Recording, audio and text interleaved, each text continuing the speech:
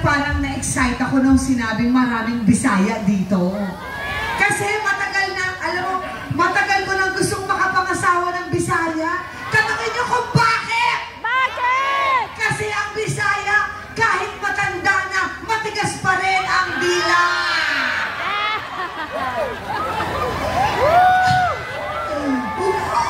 Kaya naman ang susunod na tatawagin ko, hindi lang matigas ang dila, sintigas ng bato ang buong katawan! Ang susunod nating kandidato, buong buhay na naglingkod sa bayan ng buong puso. Naging sundalo, pulis at ngayon isang matapang na senador. Kaaway ng mga komunista, kalaban ng droga at korupsyon. Yes. May prinsipyong sintigas ng bato. Tunay na may pusong bato laban sa mga kriminal, ngunit malambot ang puso sa mga nangangailangan. Ayan! Totoo ba yan? Totoo yan. Natunghayan ko na yan. Mga kababayan, sagot niya tayo, itaganyo sa bato, doble dos sa balota, Senador Ronald Bato de la Rosa!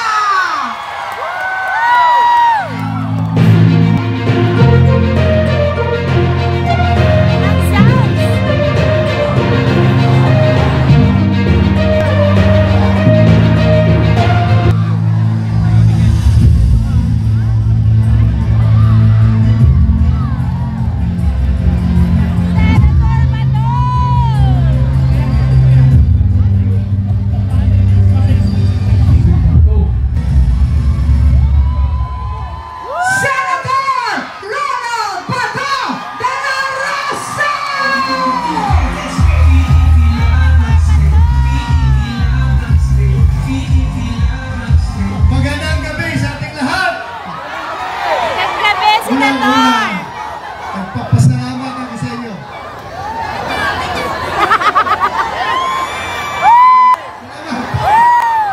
Nagpapasalamat ako sa inyo dahil kahit na tayo'y inuulan, andyan pa rin kayo naghintay. Maraming salamat talaga. Pangalawa, ako rin ay nagpapasalamat sa ating very gracious host. Walang iba ang nag-organize itong lahat. Walang iba kundi ang ating napakabait na Congressman Bong Suntay. Sana tulungan natin kayong lahat na ibalik siya sa Kongreso. Yes! Gahit pa mong dila! Ano mo gina? Nung mo gina sa Bisaya, gahit dila! Gahit pa mong ulo! Ako, gahit pa mong ulo, pero nasama ko. Kanya, nasama. Mga kaibigan ko, ayaw mo nag-given 10 minutes, paspasan ko daw. Gusto ko lang klaruhin sa inyo lahat. Bakit namin ginawa ni Pangulong Duterte yung war on drugs? Bakit? Alam niyo ang rason? Bakit, sir? Ginawa namin yun hindi para kami yumaman, hindi para kami magkapera, kundi ginawa namin yun para maisalba ang kinabukasan ng mga kabataan sa iligal na droga. At pangalawang rason, bakit namin yung ginawa? Sabi ni Pangulong Duterte, marami ng lugar dito sa Pilipinas na kontrolado na ng mga drug lords. Muntik na tayong naging narco-state. Sila na ang nagdedesisyon kung sino ang pwede maging gobernador, maging congressman, maging mayor sa kanilang lugar. So yan ang papuntahan natin, pagiging narco-state, kung saan yung day-to-day affairs ng ating gobyerno, malokal man o national government, kontrolado na ng mga drug lords. Kasi napakarami nilang pera. Sobra-sobra ang pera nila. Kaya sabi ni President Duterte, Bato, isang bisis lang ako maging presidente. At ikaw rin, isang bisis ka lang rin maging chief PNP. We will never pass this way again. Sabi niya. Kaya, sabi niya, hindi ko pinangarap maging presidente. At ikaw rin, Hindi mo pinangarap maging chief PNP. Pero ako'y naging presidente, ikaw ay naging chief PNP. Ito ay destiny natin. Si Lord ang may kagustuhan nito dahil meron tayong misyon dito sa mundo. At yan yung puksain ang droga, ang kriminalidad at korupsyon. Kaya sabi ko, talaga sir, all in. Upakan natin. Yes sir, upakan natin yung problema ng droga. Upakan, sir! Ang droga, hindi dapat bibihin yan. Walang dissenting approach pagdating sa problema ng droga. Anong kailangan? Kamay na bakal! Tingnan mo! Anong ginagawa nila ngayon dito? Ginagawa nilang hero ang mga drug lord. Lumaki ng ulo ng mga drug lord ngayon. Sila na ngayon tumatakbo pang mayor. Anong nangyari sa ating bansa ngayon? At anong ginawa? Yung mga patino na pulis, pinagsaset in contempt, pinagkukulong. Ano na mangyari sa bansa natin pag ganun? Kawawa ang bansang Pilipinas. Kaya mga kaibigan ko, alam nyo, nakita na niyo nangyari kay Pangulong Duterte. Ha? Yung kanyang mga karapatan ay binaliwala. Yung mga legal na proseso natin, dinidisregard. Ang ating konstitusyon na nagsasabi na hindi dapat dadalhin ang tao kahit saan kung walang order galing sa ating korte. Binaliwala nila, niyurakan nila. Bakit? Dahil gusto nila mawala ang mga Duterte sa larangan ng politika. Ewan ko yung larangan, sa Bisaya ba yun o Tagalog? Tagalog! Gusto nilang mawala ang mga Duterte. Yun ang kanilang plano. Yan ang kanilang ginagawa ngayon.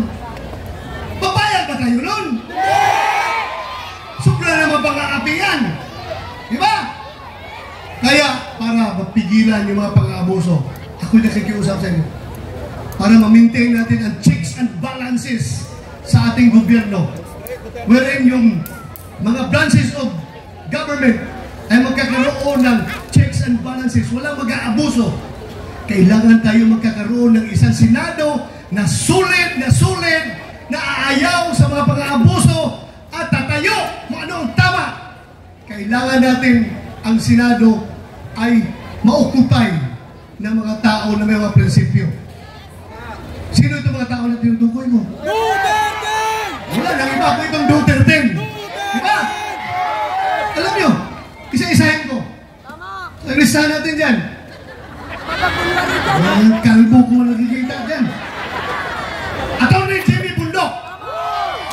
Napakagaling na abogado. At napakaganda yung kanyang plano para sa ating bansa. Mamaya na ako. Mamaya na. Senator Bongo, Mr. Malasakit.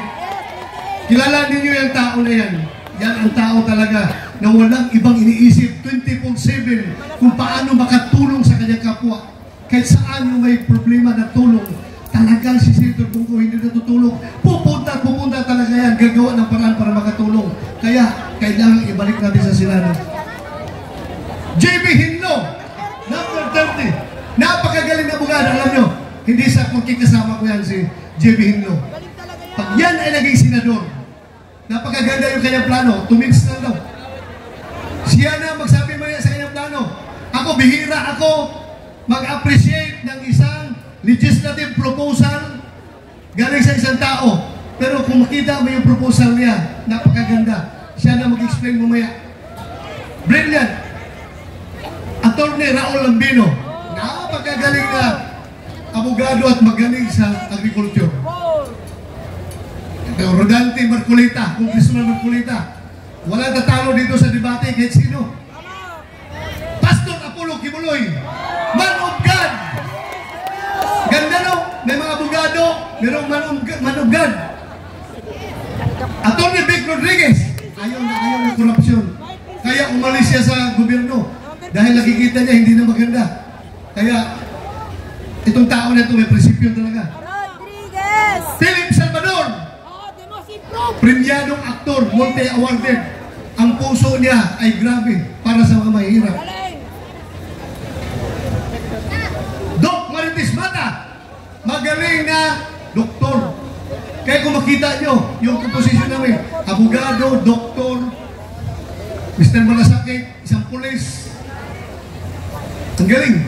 Kaya sana, suportahan nyo. If you want to have a Senate na hindi magpapaganon, no? Hindi magpapaganon sa other branch of service, Keso yun. other branch of government, whether it be Malacanang or the judiciary, natatayo talaga na bilang independent body na hindi madidiktahan. Please, huwag yung kalimutan. Duterte, Vote Straight, PDP Laban, marami!